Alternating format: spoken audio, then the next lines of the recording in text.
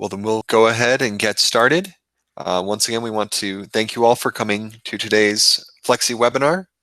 We really appreciate you taking time out of your Tuesday to spend it with us to learn a little bit more about Flexi. So today, Aaron Clapp will be talking about using and creating templates in Flexi. And this may be a topic you're familiar with.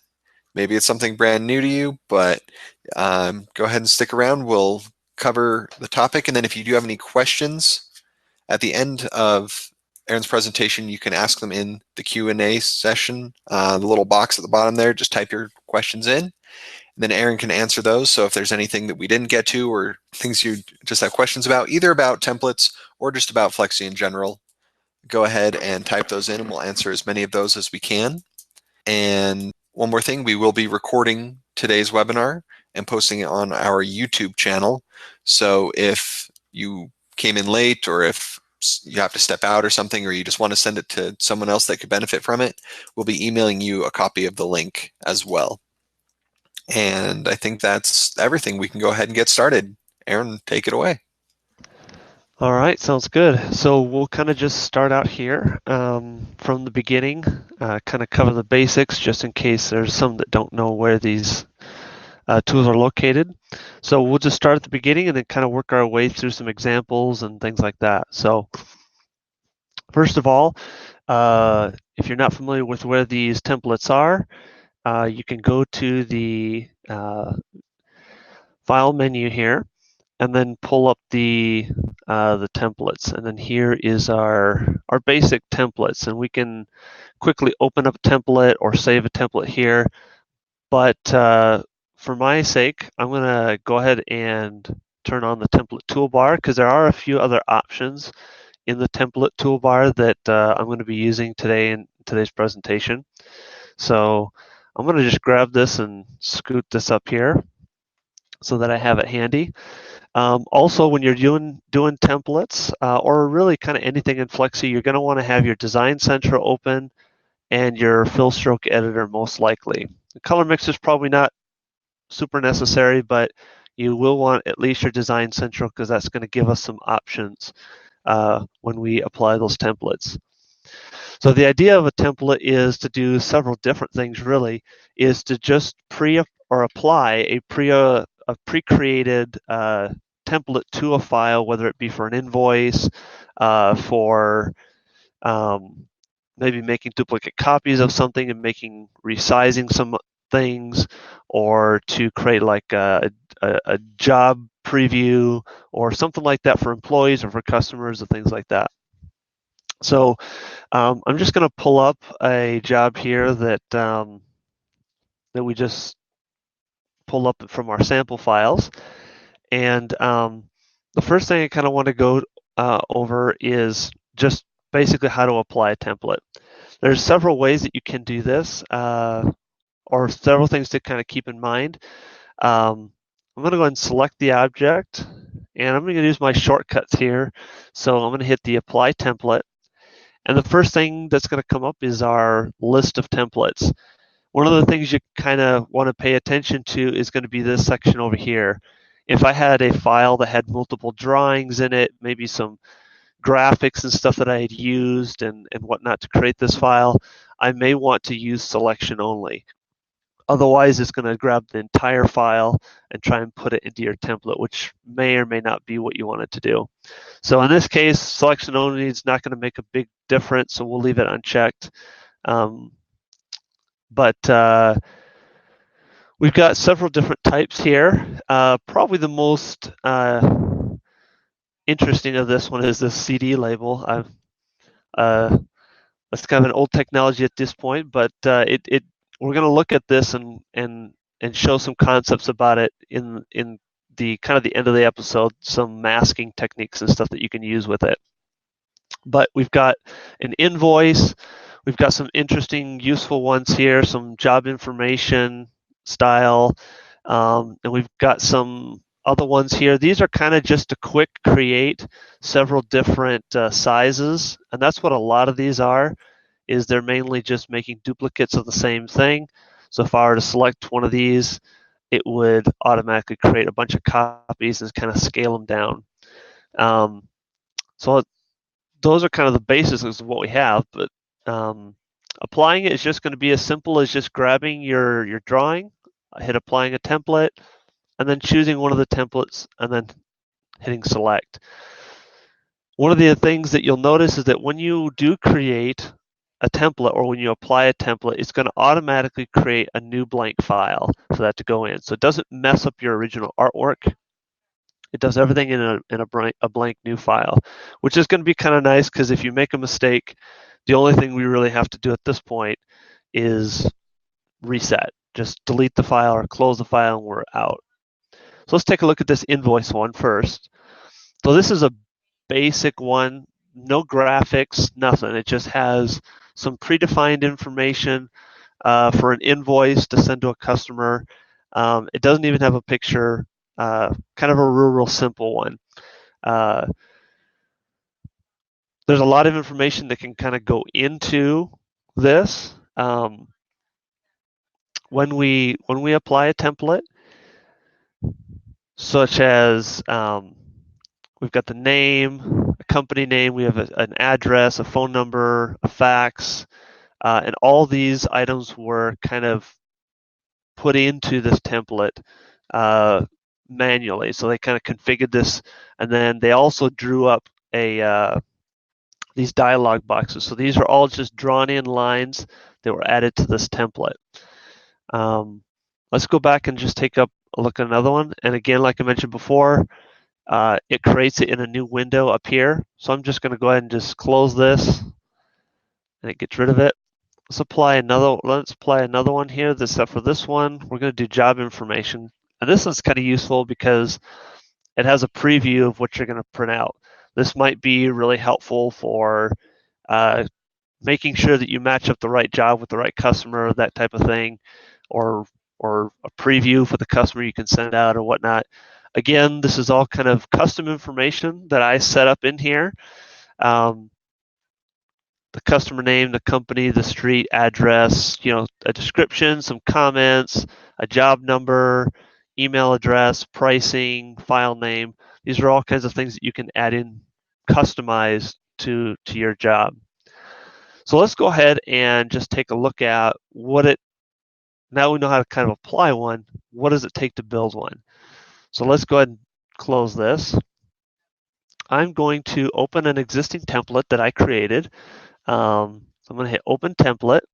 And in this case, you can actually open any one of these templates that you want, open it, and then edit it. So that's also an option. So I'm going to do my new Flexi template that I created here. And this is nothing fancy, but it kind of shows what we're going to do or how we created this. So at the top of our toolbar here, we've got several different types of placeholders that we can use to assign data. So this is kind of the raw template in and of itself. And these little boxes all define what's going into that area. So for example, this big one is the first option up here. It's the active drawing placeholder.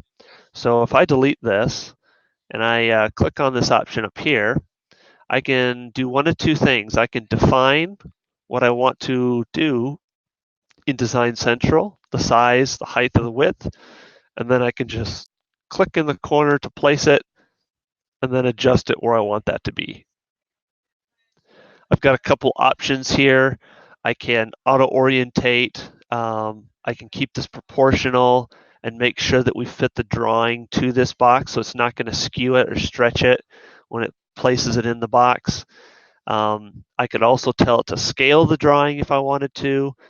And that's kind of a simple way to get the picture of your drawing up and in there. The next thing is in that list is the next two are kind of a job information type thing. So what it's going to do is if I click on use colors placeholder, which is one that I have here, I'm going to get these settings here. And this is going to basically tell me all the colors that are used in this job.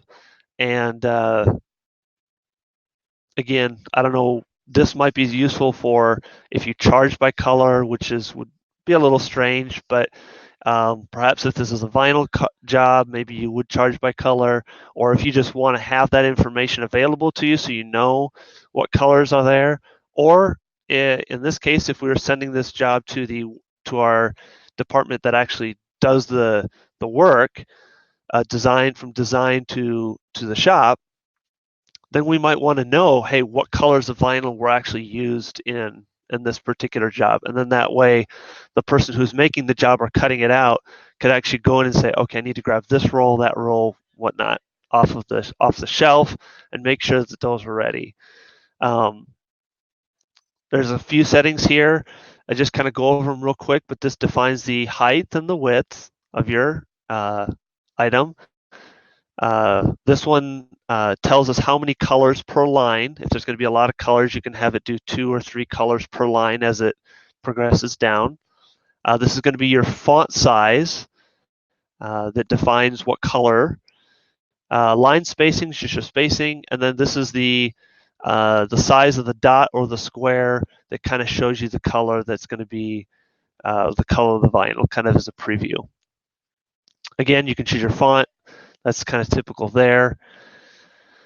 The next thing is going to be very similar. You use fonts placeholder. This is going to do the same thing as the use color. It's going to give us a whole list of all the fonts that were used in that file in case that's something that you might want.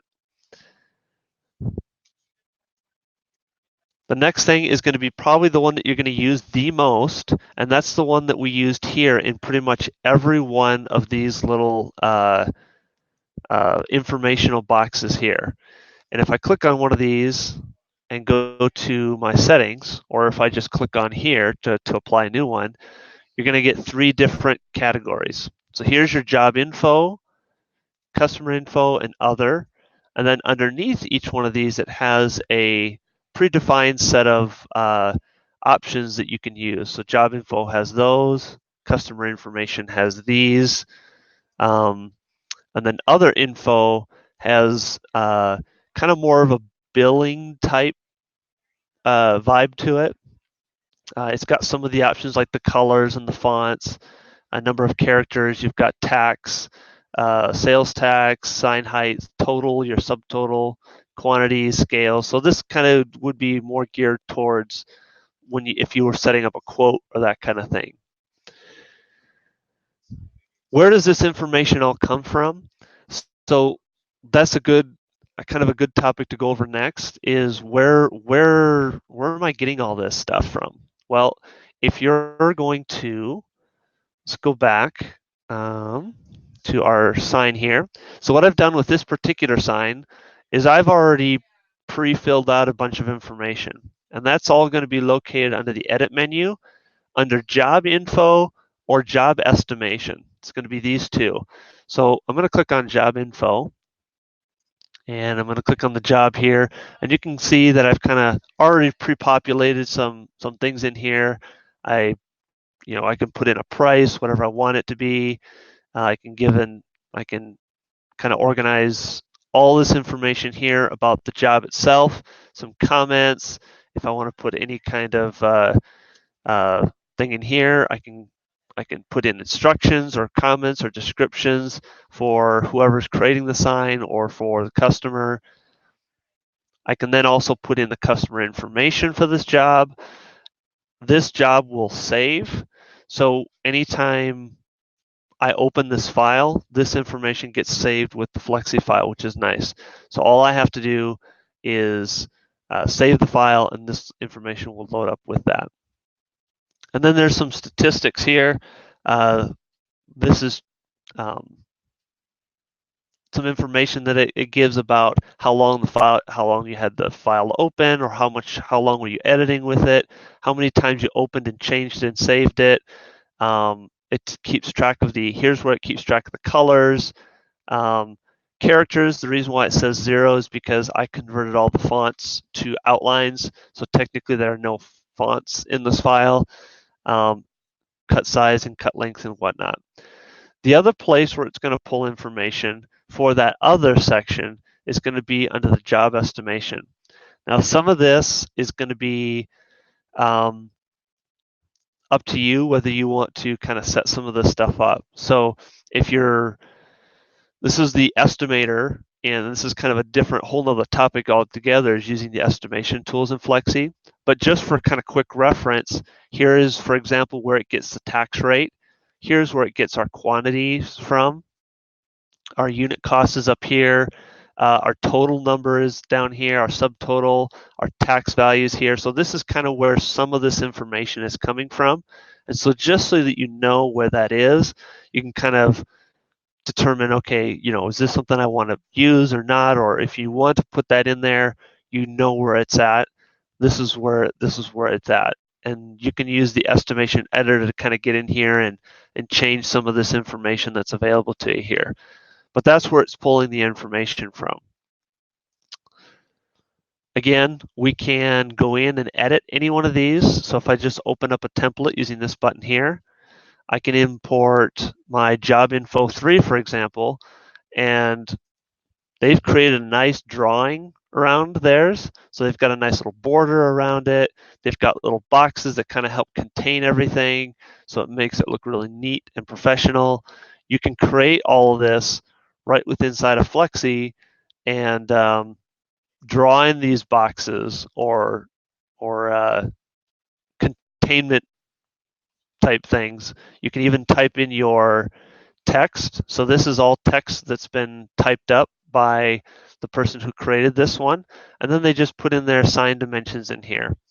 So I don't know if you noticed. Let's just take a look here. I'm going to click on the order date here. And if I look at the settings, one of the options that all of these are going to have is whether I want to put a label to it or not. I can have it automatically put in a label, and it'll automatically put that label in front of the actual information. Now, in this case, that doesn't really work out for us because we want the order date and all that to be in a smaller font. So they opted to turn off the labels and then create their own text here. So I could come in here and I could actually, change any of this. This is just text, so I could come back in here using my text tool and modify this text and say, I could, pull this in here. It looks like they've got some justification going on here. So I might need to scoot that over just a little bit. And then maybe I need to change this to something else. I can do that. I can put in whatever information I want in here and insert that information. So these are just kind of placeholders. I can then come in here and save that template as a new template, just like I did with my previous one. And let's just take a look let's go back to my original job here. And let's just apply that template again here that I created.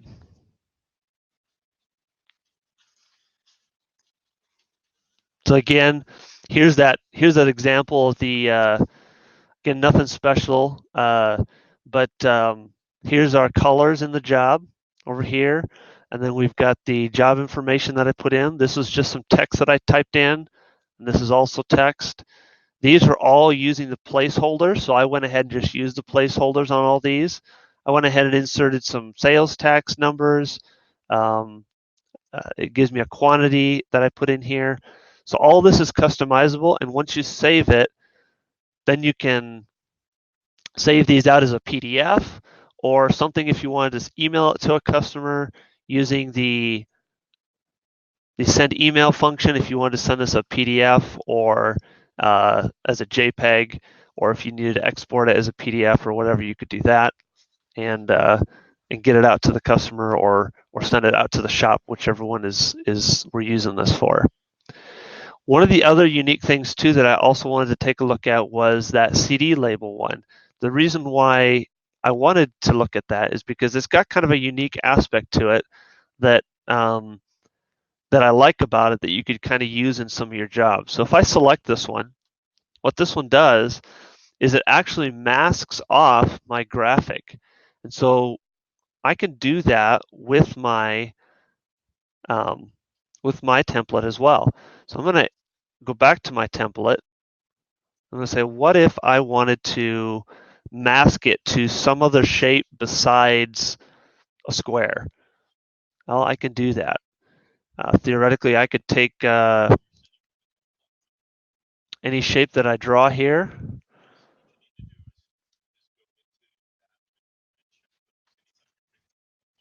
I'm going to grab this and put it right in the middle. And then I can select my shape and my placeholder. And I'm just going to go in here and mask it. So now my placeholder is masked to that shape. So if I go in here, I'm going to go ahead and save my template. I'm going to go back to our sign, select it, apply my new template now, and select it. And now it's been masked to that object. So may not, this particular example doesn't seem super great, but we can do this with any shape or anything you want. So if you're looking to kind of create some custom design, this also works with, again, their example was a CD, but if there might be some other thing that you're trying to mask it to, or you want to kind of give like a preview of what it's going to look like, you could put that shape in here and mask it to that. A good example might be if you had like a truck wrap or something like that and you wanted to include that in here, you could do that. Or you might have like a window wrap or some kind of shape that you might want to apply the template to so that the design fits to that shape. You might apply that way so that they kind of get a visual idea of what's going on. So that's another use for it. And that is masking. So you can use masks in all kinds of different ways in here. I think it would be interesting for templates and whatnot. Again, you can use these for all sorts of different things. A lot of these, again, some of these are duplicates. So here we got a duplicate of, well, the job, but we've got duplicates in different sizes. So if they were wanting to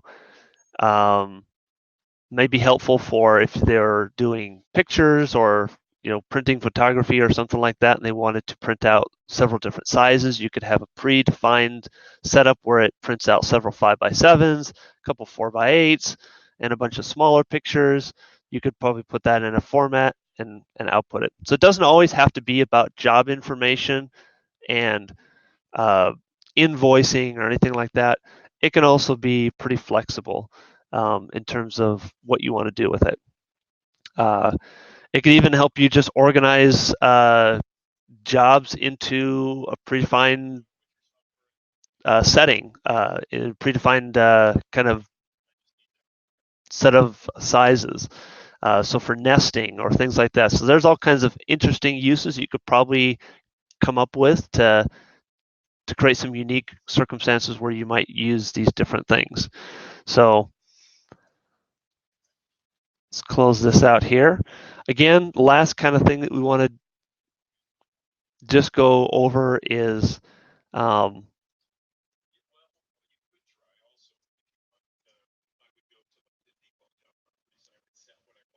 pull up our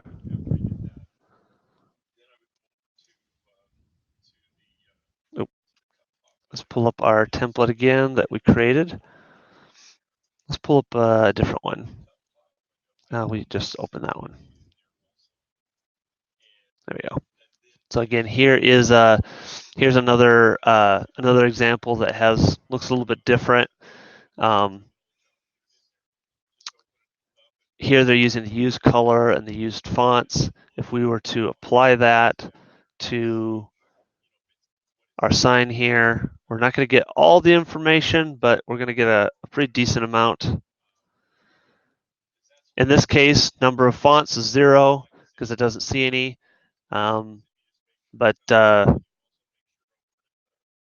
lot of good information that can be added in here. So this, in conjunction with the job information, is going to kind of help us kind of get all that done. So why don't we open it up for questions here, because that kind of covers most of the things that we want to do. Oh, I guess one other quick thing. if we're going to save it, we do need to kind of go over that. Just hit save.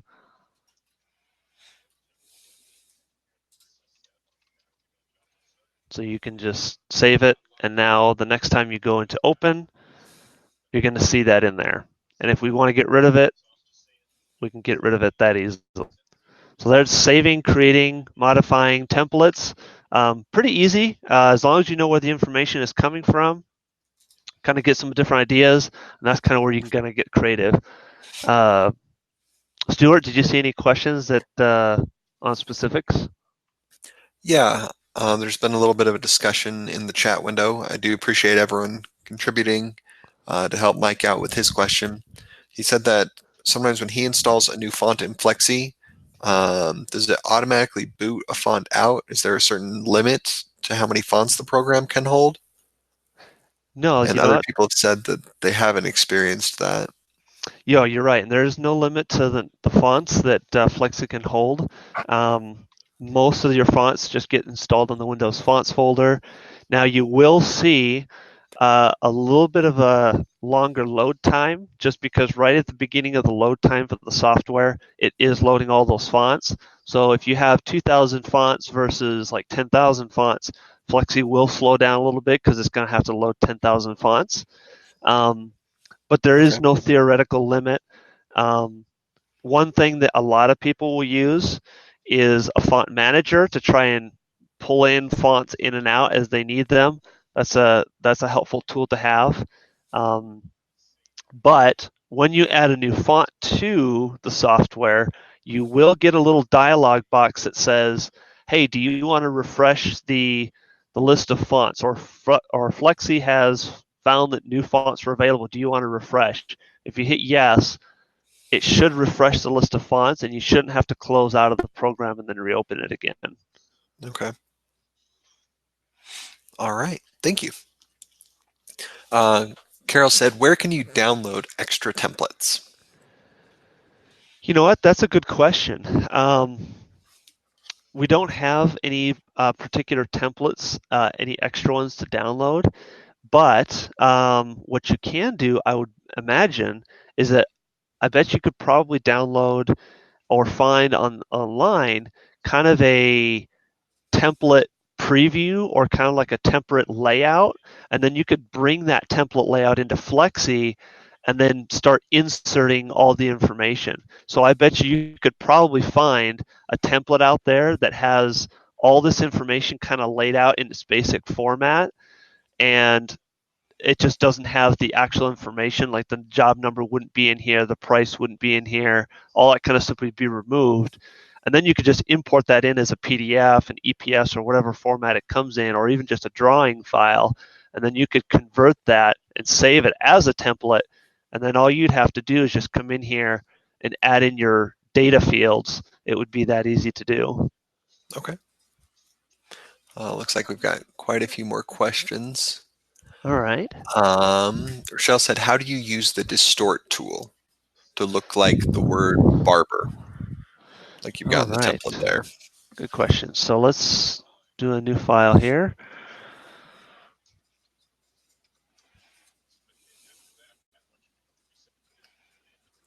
Let's just make this big so everybody can see it.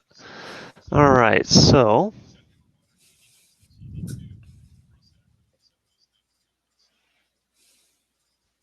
okay, so the distort kind of has an interesting kind of way that it works, but you've got different types of distortions that are allowed. If I left click or if I click on it, well, mine has a little bit of a bug where it's off screen somewhere, so that really doesn't help you guys. But if I click on the distort tool, it it gives me a list of different types of distortions that I can do. So I've got some different options here that I can click on, and I believe the one that they used here is going to be this one. So it's got this kind of shape to it here. And then basically every one of these is going to have some different aspects to it. In this case, I've got these handles that I can kind of move up and down and kind of move around to kind of do it. And I believe that if I I can't remember exactly what key it is. This one, it doesn't allow me to do it because they're all tied together. But some of these, you can hold the shift key or the control key, and they'll do different things based on what they have. So you can move these around and then apply that effect. And then once the effect is applied, you can actually go back in here and remodify it if you need to, and then just reapply it again. So there's all kinds of distortion effects that you can apply. Here's another one that's kind of interesting. You can kind of work with here. Uh, Again, the kind of odd effects, but kind of based on the preview is what they'll do. Um, and that's kind of how you use these tools is just by using the Control Shift and then using these little I guess they're called Bezier handles. I guess kind of what they look like to kind of modify the design.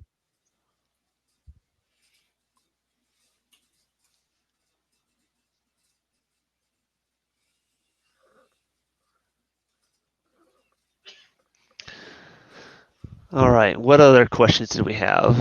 Okay. Jessica said, I have a question about printing and cutting jobs. Since updating to Flexi 19 when sending print cut jobs through Production Manager, the cut lines are not complete. Some sides are cut and others are not. Rounded cut lines are sporadic. And Mike said he's had similar problems with Flexi 19. Okay. So what we would have you do is probably check several different things. That's kind of we'd probably have to check into those options individually, but it sounds like uh, if you upgrade to 19 recently, I do know that there are some new updates available that might help with some of this. What I would do is give our tech support a call and see if they can get you up to the latest version and see if there's also some fixes for that, because I do vaguely remember there being some updates and fixes in that regard. So that might be something that we've already fixed and addressed already. So I would give our tech support a call at 800-229-9044, and we should be able to take a look at it and figure out what's going on. And if it's something that's new, then we'll have our development look at it if necessary. Okay, perfect. Chris said, is there a way to make the file size smaller when I export a template to PDF? It always makes it around 1 megabyte, and I would like to make that smaller. Oh, that's a good question. One of the things that you can do is, well, 1 megabyte is pretty small. What you can do is let's just take a look at how big our barbershop sign becomes when it. Let's just do the job invoice here, and then let's just export as a PDF.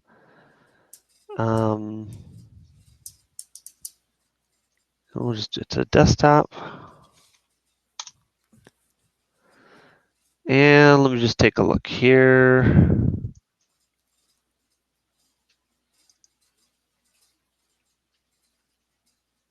Oh, I didn't want to necessarily open it. Let's just open the properties. Here we go. So in this case, it's pretty small. It's 170 kilobytes, but that's mainly because of the graphic is all vector. So the file is pretty small. That's probably going to make a big difference on some of the files, what kind of information is in there. So if you have like a bitmap inside of that file that is causing it to be a little bit bigger, that might be something you could do, is reduce the quality of the bitmap before you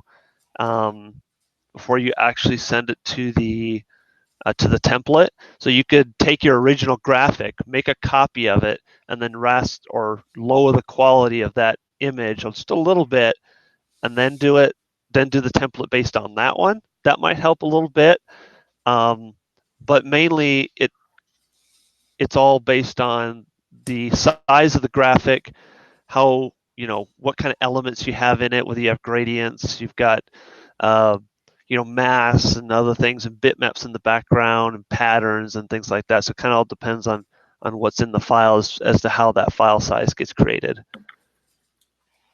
Okay. Okay, thanks, Aaron. Let's see here. Alexa said, we have multiple designers. I was wondering if templates would automatically update for all users when saving and editing the templates, or do we have to resave them every time we make updates? That's a good question. Unfortunately, they are tied to a local, um, like a local folder inside of the Flexi folder. Um, I want to say that when we open up a template, yeah, unfortunately, it has to be inside of that folder for it to be recognized. I guess something that you could do is let me just double check something real quick because I had an idea here, but okay, no, I was hoping that there might have been a file path that I could change for the templates, but there isn't. Um, so yeah, unfortunately, in this case, templates would be located to one PC, so we would have to try and make a change and then update it somewhere or update it on all the others. So in that regard, yes, the templates are kind of, unfortunately, they're not saved in the cloud or anything. They're just on the local PC. Okay. All right. And Peter said, how do I import templates from Flexi 12 to Flexi 19? Good question. So if you have templates that you've already created in the past, um, I'm just going to open up a new folder here. And I'll show you guys where these files are located. So I'm just going to go to the local C drive of my computer. I'm going to go to my program files, the SAI folder, my 19 folder, and then I'm going to go to the templates file. And then here are all the templates that were created. So I can copy all of these and literally just copy them all and then paste them right into the same folder for 12. And it'll copy all those over. Or if you just have one, you could just drag and drop it or however you want to transfer those. But this is the folder path that it's in. This PC, C drive, program files, SAI, production suite 19 or 12 or cloud, depending on which one you have, and then the templates folder. Okay. There we go. You know, I don't know. To answer the previous, I just had an idea on the question about syncing folders. I want to say that there might now. This you may have to do some more research on this. Um, I've heard about programs, and I've never actually tested any of them or actually tried them, but I've heard about different applications out there that actually, if they're installed on multiple PCs, they can sync the same folders over a network. That might be something to look into if you're looking at multiple designers with multiple templates. If you could possibly sync this templates folder with a templates folder on another computer and have that application do that, that might be something that you might look into. I've heard of those programs before, don't know how well they work and how exactly you'd set them up, but it would be something that would be worth looking into if syncing the folders is an option or something that you'd really like to do. Anyway, I just thought of that because I've heard of people using those types of programs in the past. Okay, thank you. Looks like we still have lots of questions, so we'll try and go through as many of these as we can for you folks. Isaac said, I have a question. It isn't about templates. I noticed that once in a while, when I start a document or open an existing file, I can't change the size of my board in the Design Central menu. Only way I know to fix this is by closing and reopening the document. Any way to fix this, or is this just a glitch that sometimes occurs? That is definitely kind of sounds like a little bit of a glitch. That could be a multiple different types of things going on there. Um, Anytime you have some kind of a weird, odd thing going on like that, sometimes what can happen is the preference files get corrupted. These can be corrupted by multiple different ways: antivirus, Windows updates. If you have any kind of cleaning, antivirus cleaning software that runs regularly on your computer, could cause the preferences to get corrupted. We could, in tech support, if you call us, we could uh, try and figure it out, but you should be able to open any new document or open any document, and at any point you should be able to change in Design Central your artboard. Um, so if it's not allowing you to do that, then it could just be a preference glitch, which maybe resetting the preferences might help, or uh, or that could there could be some other thing that's going on. It would definitely be worth looking into if we could take a look at it. Okay, thanks. Another one, Mike said that since the 19 update, I can't import many stock Adobe images anymore. I get an error message. It's never happened before. Okay. Um,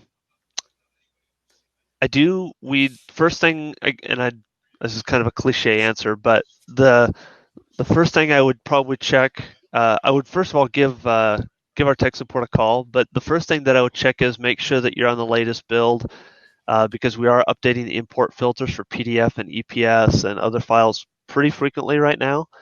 Um, just because we're trying to make sure that everything's working properly. The latest build of the software is 3078, I think is what it is. So you can check your build number by going to the help menu and then clicking about, and it'll tell you build number.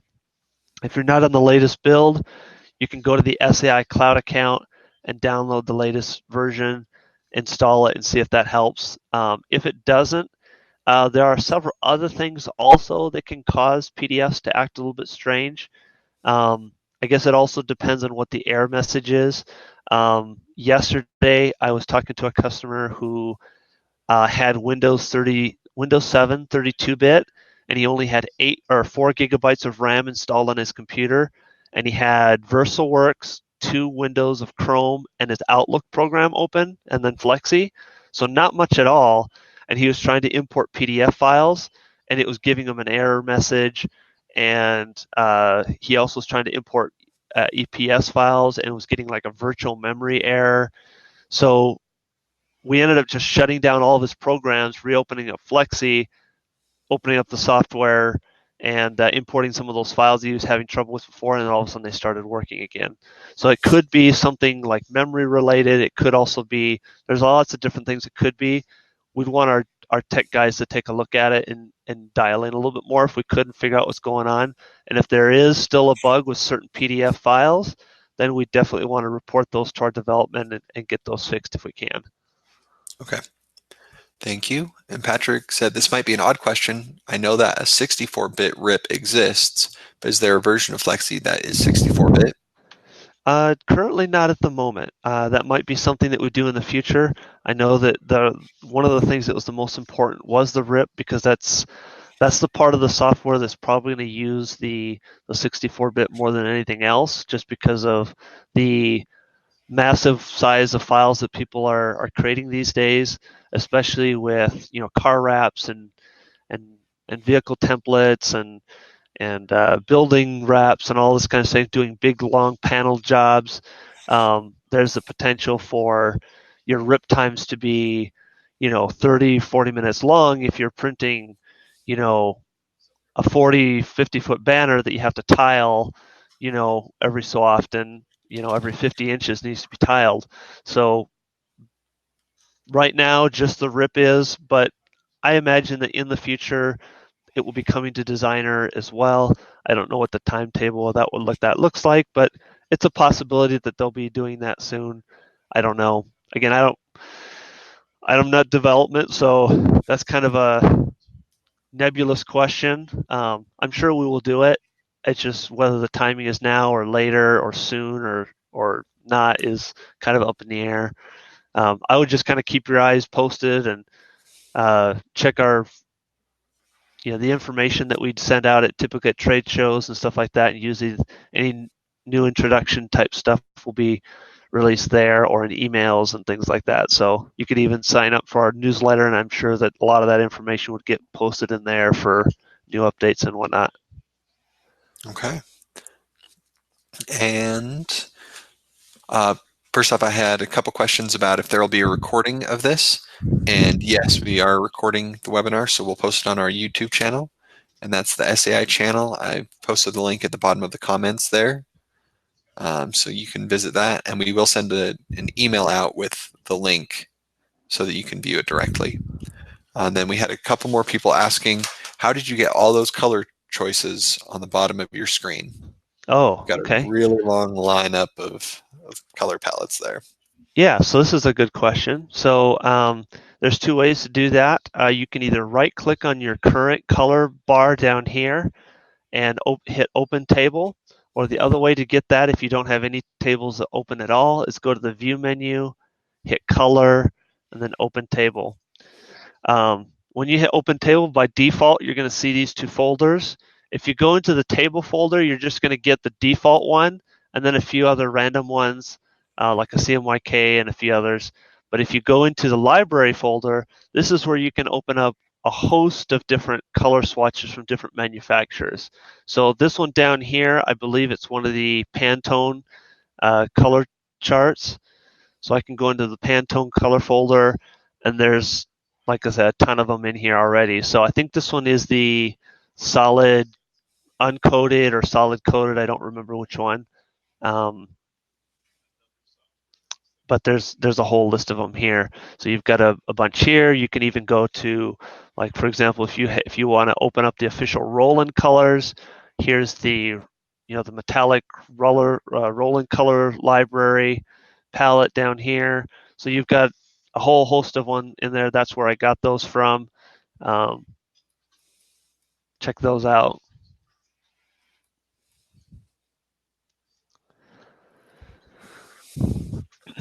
I think that that does it for that. Is there any other last minute questions or? I think we're going to have to wrap up here, but we've got room for one more. Brennan said, in your fill stroke color selector, how do you change or organize the color palettes? So typically they are organized by how you have them organized in your toolbar down here. So if you, I want to say that if you rearrange them, you can do that there. Also, I think you can also find the color specs here. Typically they're organized by the order in which you opened them. So I opened this one first, and then I opened the second one second, third, and then fourth, and that's kind of how they order them. I believe that if you wanted to reorder them, you may need to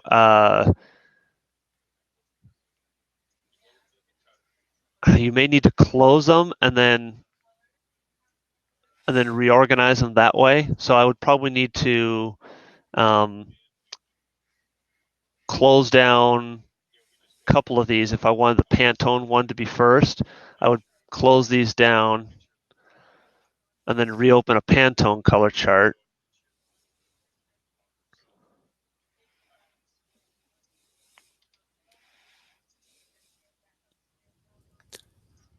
And Alton said that he usually uses drag color to reorder.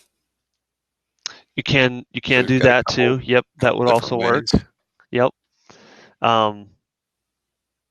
You can also come in and create your own under color specs. You can kind of create your own color chart also in here under library by adding different colors and then kind of modifying your colors.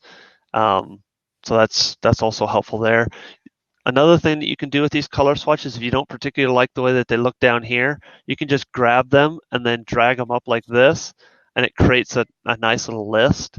So you can have these in a kind of nice little list. Also, by doing this, it allows you to sort them by name, by vendor or type or part number or whatever they have in here.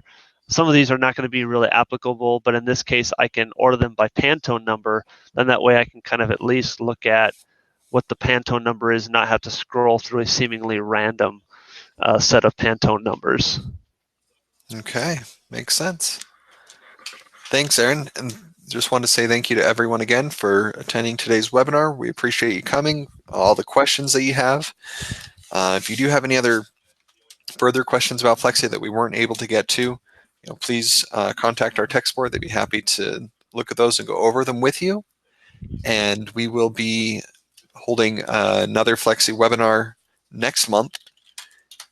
And so if you do have any suggestions or ideas for future topics that you'd like to see us cover in these webinars, go ahead and let us know in the comments or send us an email, and we can make sure that we're providing the training that you're looking for Flexi. I want to say thank you again to Aaron for putting this together and for answering all the questions today. No problem. My pleasure. Our next Flexi webinar will be on September 10th. We'll be talking about using layers in Flexi. All right. Thank you, everyone, again, and we'll see you next month.